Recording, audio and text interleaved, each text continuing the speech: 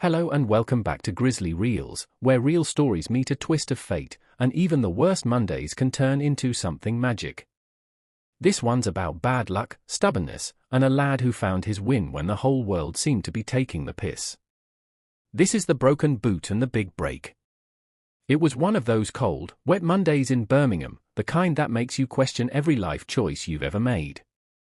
Rain coming in sideways, traffic crawling, and the city centre already choked with umbrellas and misery. Our man, Connor Doyle, was running late for work again.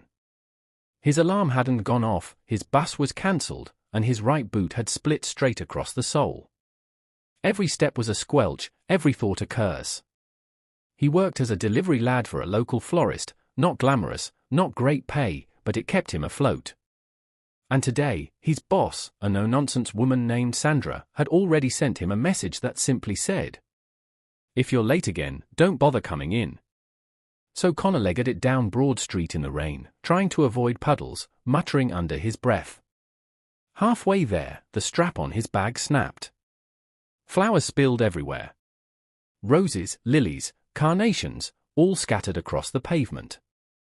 A few people just stepped around him. One bloke laughed.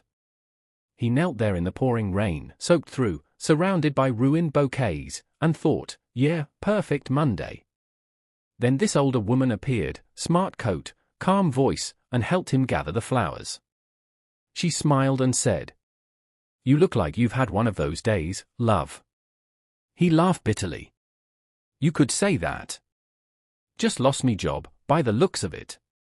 She handed him a rose and said, "Then maybe it's time for something new." Connor didn't think much of it. He thanked her, got to work late, and, as expected, Sandra told him he was done. He left with nothing but a plastic bag of soggy flowers and a half-broken umbrella. He decided to stop at the cafe on the corner before heading home, just to dry off and think. As he sat there staring at his phone, the same woman from earlier walked in, the one who'd helped him. She saw him, smiled again, and walked over. "You really don't give up, do you?" "No point," he shrugged. "Might as well keep going till something sticks." She paused, then said, "I run the hotel 2 streets down. We've got an opening for someone reliable in our events team. Fancy an interview right now?" Connor blinked, half laughing. "You're joking." She wasn't. They sat down for 10 minutes. She liked his attitude. By the end of that cup of tea, she said the words that flipped his whole week. "You're hired. Start tomorrow." He walked out of that cafe with no job to go back to, one ruined pair of boots, and the biggest grin he'd worn in months.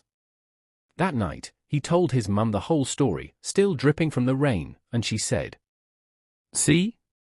Sometimes life just needs to break something to let something better in."